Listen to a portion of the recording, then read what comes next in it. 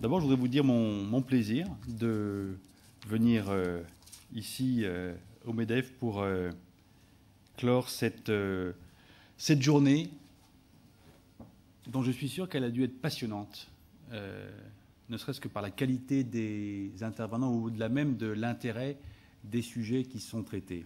Nous avons là clairement devant nous le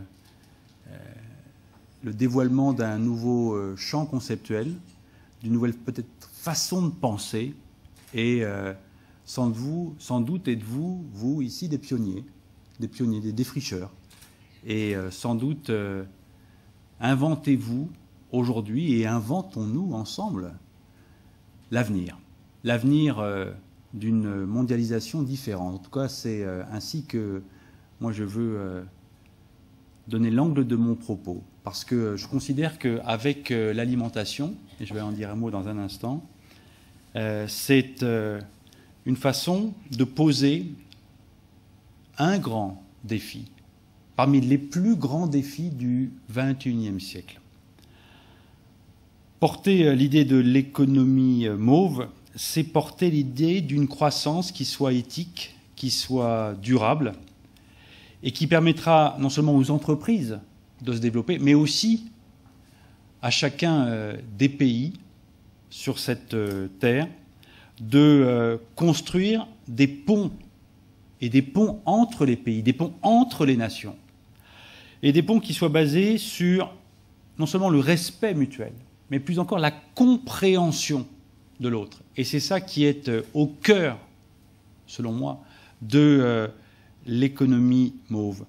Et ce faisant, je considère que l'économie mauve est facteur de paix, est facteur de stabilité, est facteur de développement aujourd'hui à l'échelle de la planète.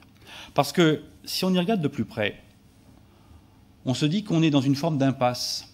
Parce qu'avec une uniformisation culturelle aussi forte que celle à laquelle nous assistons aujourd'hui, on voit bien que c'est l'abstraction qui prévaut. Et une abstraction qui s'est substituée au lien humain direct, qui fait qu'on segmente les activités, qu'on compartimente les spécialisations. Et cette fragmentation, ce compartiment-là, cette façon de compartimenter, eh bien, c'est quelque chose qui, aujourd'hui, stérilise en définitive les échanges. Et plus les échanges sont uniformes, plus on appauvrit finalement la croissance. C'est ça le message qu'il faut retenir. Et en définitive, on est face à une contradiction très forte parce qu'à la fois on a cette uniformisation, à la fois on a cette croissance globale, mais on a aussi une révolution numérique qui, alors qu'elle devrait nous ouvrir vers l'autre, élargir nos horizons, prend le risque à tout moment de nous enfermer, de nous replier sur nous-mêmes. C'est ce risque de l'appauvrissement que moi je note aujourd'hui avec l'alimentation. Et je considère que avec l'alimentation, nous avons une façon extrêmement claire, directe, concrète même, de lutter contre cette culture uniforme. Parce qu'on voit bien qu'avec l'alimentation, ça n'est pas une culture, mais qu'avec l'alimentation, c'est à l'évidence la valorisation des cultures. Et c'est ça qui est aussi à l'œuvre dans le processus de l'économie mauve. On doit être capable d'ouvrir de nouvelles voies face à la monoculture et être capable de transformer la contrainte de la mondialisation en opportunité de croissance harmonieuse. J'étais la semaine dernière au Japon avec le président de la République et je me suis attaché à défendre notre modèle alimentaire qui est reconnu au Japon, qui est fait de qualité, de sécurité et de diversité. Nous savons bien que la gastronomie française aujourd'hui rayonne partout dans le monde et en particulier au Japon.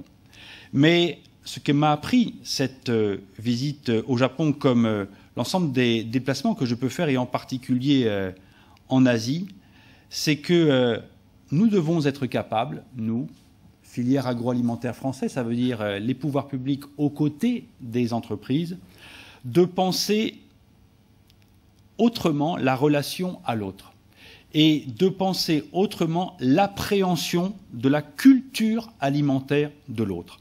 C'est un enjeu évidemment culturel, mais c'est aussi un enjeu économique autant qu'industriel. Moi, j'ai placé dès mon arrivée l'action de mon ministère sous le signe de l'exportation, parce que je considère qu'on doit à la fois être présent sur les marchés matures, que sont les marchés européens, mais on doit aussi être capable d'être dans la conquête de ces marchés émergents. Et donc, nous avons fait de l'Asie le continent à découvrir et le continent dans lequel nous devons accompagner nos entreprises autour de nouveaux modes de présence et de nouveaux modes de développement. Et l'alimentation, l'industrie alimentaire nous ouvre la voie. Pourquoi ? Parce que l'industrie alimentaire française a été capable de s'adapter en comprenant la culture alimentaire de l'autre. Je vous parlais du Japon. Le foie gras au Japon, il s'exporte très bien. Mais il s'exporte très bien, non pas sur le mode du foie gras à la française, mais sur le mode du foie gras à la japonaise. C'est-à-dire que les industriels français, enfin certains tout du moins, y ont ajouté une agrume qui s'appelle le yuzu. Et c'est par le yuzu, avec cette saveur très, très nippone, que les Japonais ont apprécié le foie gras. Et c'est parce qu'ils ont apprécié le foie gras à la japonaise qu'aujourd'hui, ils en viennent à découvrir et à apprécier le foie gras à la française. Et donc, vous voyez, c'est en étant extrêmement ouverts, en étant capables de nous adapter à la culture alimentaire de l'autre, que nous pouvons faire ensuite découvrir à l'autre notre propre culture alimentaire. On est bien donc dans la compréhension mutuelle, pas au-delà même du respect. On est bien dans l'échange entre des patrimoines alimentaires pour faire œuvre de développement, pour participer à la croissance et pour participer au dialogue entre les cultures. On est donc bien dans une visée éthique, une visée politique, une visée de paix. Et cet aller-retour gagnant-gagnant, il est décisif pour nos entreprises françaises. Si nous voulons conquérir de nouveaux marchés et si nous voulons être capables de valoriser ce modèle alimentaire français dont je parlais, en ayant toujours à l'esprit qu'on doit l'adapter à la culture de l'autre. Les vins, aujourd'hui, c'est un peu la même chose. Alors vous allez dire, on ne va quand même pas adapter le vin. Le vin, ça reste un produit d'excellence et il est bon en soi et il ne doit être consommé qu'en soi et reconnu, apprécié, respecté qu'en soi, quand ce qu'il est tel que nous le buvons chez nous en France. À cette question-là, je réponds oui, bien sûr, et le vin est apprécié comme tel au Japon, en Chine, partout dans le monde. Mais ce matin, j'étais avec des industriels, plutôt des grandes maisons de vin français, qui nous expliquaient qu'en Russie, ils ont modifié la teneur en sucre du vin pour l'adapter là aussi au goût local. Et c'est parce qu'ils l'adaptent au goût local, qu'ils sont capables ensuite de faire apprécier le vin français tel que nous-mêmes le buvons. Et donc, on est aussi dans cette logique du gagnant-gagnant, de la compréhension mutuelle. Et cette compréhension mutuelle, elle prend des formes symboliques qui sont très fortes. Un mot encore sur le Japon. Vous savez, à Tokyo, il y a un temple shinto, un grand sanctuaire, qui s'appelle le sanctuaire Meiji. Et dans ce sanctuaire Meiji, il y a des offrandes qui sont faites. Et quand vous rentrez dans le sanctuaire, vous avez sur la droite des barriques de saké, et sur la gauche, vous avez aujourd'hui des barriques de vin français. Ce sont les vignerons, les viticulteurs, les maisons de vin français qui ont fait cette offrande, ce don aux Japonais. Et c'est bien le signe que si on comprend la culture de l'autre, on est dans le dialogue et on est ensuite dans l'échange, y compris donc dans l'échange commercial et donc le développement.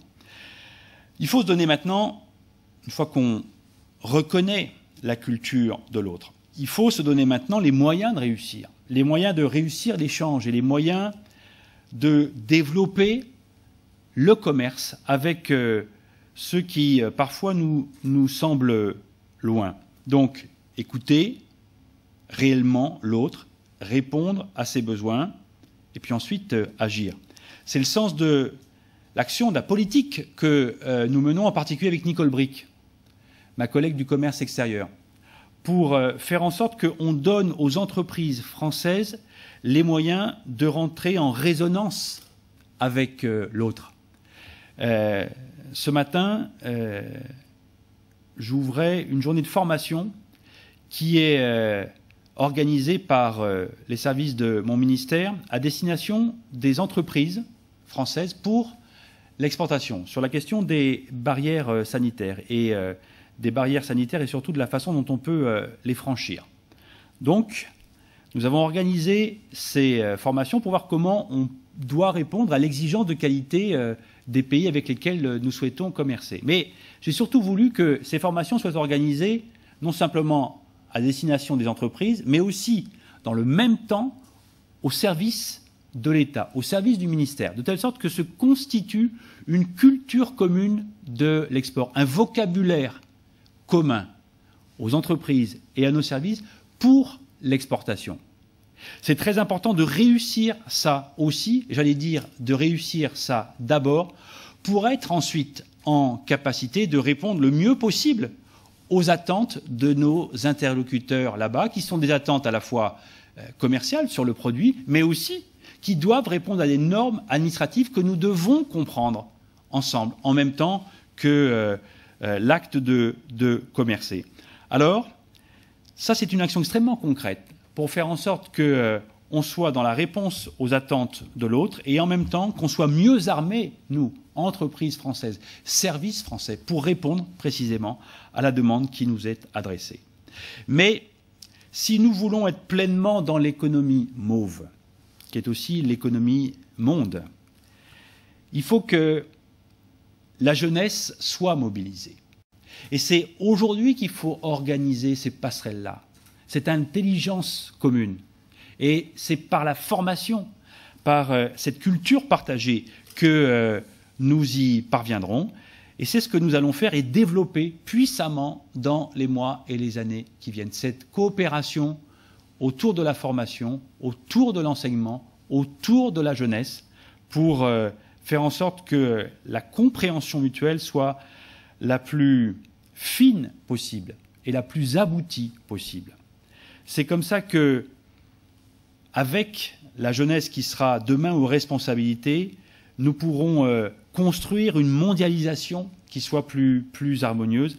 En tout cas, c'est ainsi que je veux inscrire l'action de mon ministère. Enfin, je voudrais vous dire combien nous devons, nous, être capables, nous Français, de nous remettre en question.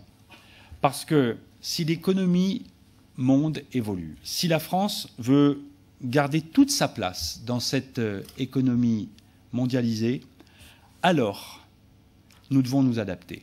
Alors nous devons être dans l'adaptation permanente. Parce qu'il y a des contre-exemples qui sont parfois irritants et davantage même, qui peuvent être amusants s'ils n'étaient pas graves. J'étais en Allemagne il y a quelques semaines. C'était au début de l'année. Vous me direz, l'Allemagne, la culture allemande est assez facile de compréhension pour des Français. Donc l'échange devrait être beaucoup plus fluide, beaucoup plus simple. Il n'en est rien. En tout cas, l'exemple que je vais vous citer vous montrera que l'effort il doit être permanent et sur l'ensemble de nos produits pour l'ensemble de nos partenaires. Un industriel français était, oui c'est au passé maintenant, était en relation avec un grand distributeur allemand. Et cet industriel français, il fabrique de la blanquette. Le distributeur allemand lui demande d'abord de bien vouloir modifier la taille des portions. Parce que nous étions sur des portions de 250 grammes et l'attente, le besoin, la norme, entre guillemets, allemande, était sur du 300 grammes. Donc, après quelques négociations, l'industriel français accepte de faire passer sa portion de 250 à 300 grammes. Très bien. Deuxième demande de la grande distribution allemande, la recette. Parce que la blanquette en France, chacun l'apprécie comme ça, elle a un peu de citron, il y a du zeste de citron. Ça fait pour nous sa saveur. Hein, ça fait aussi sa couleur gustative. Bon. Eh bien, lorsque l'industriel a reçu cette demande de la part du distributeur, donc modifier la recette pour pouvoir être présent sur ce marché allemand à travers ce grand distributeur, ça a été un refus très net, immédiat, de l'industriel qui a dit pas de citron, pas de blanquette. Je vous assure que c'est vrai. Et on a perdu ce marché allemand de la blanquette. Parce qu'on a été dans l'incapacité de nous adapter. Alors, bien sûr, c'est une anecdote, mais elle en dit long sur ce que nous sommes parfois, sans doute trop arrogants, trop sûrs de nous. Et méfions-nous de ces réflexes que nous avons.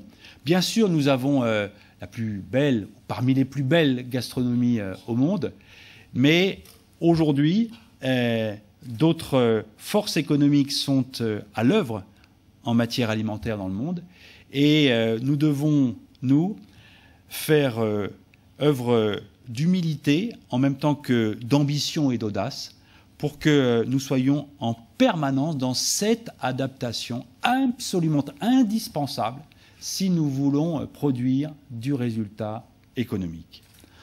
En tout cas, et pour terminer, moi je voudrais vraiment saluer l'initiative qui a été la vôtre. Parce que vous êtes sur un sujet, je le disais, qui est majeur, un vrai défi. C'est un changement de paradigme de la pensée. Et cela doit interpeller chacun de nous, à la fois les responsables publics, mais aussi les entreprises de France. Nous devons être dans l'émergence de nouveaux comportements, et des nouveaux comportements pour à la fois penser global, agir local. C'est ça qui nous permettra d'être dans une mondialisation plus harmonieuse. Edgar Morin parle de nouvelles voies. Oui, c'est sans doute une nouvelle voie à ouvrir pour créer un cercle économique qui soit vertueux. Ce n'est pas un chemin facile, moi j'en suis convaincu, mais c'est finalement le seul chemin d'avenir. Alors merci de cette initiative, merci de ce chemin que nous allons parcourir ensemble. Soyons volontaires, soyons audacieux, ayons confiance dans ce que nous sommes et dans ce que nous serons demain ensemble. Je vous remercie.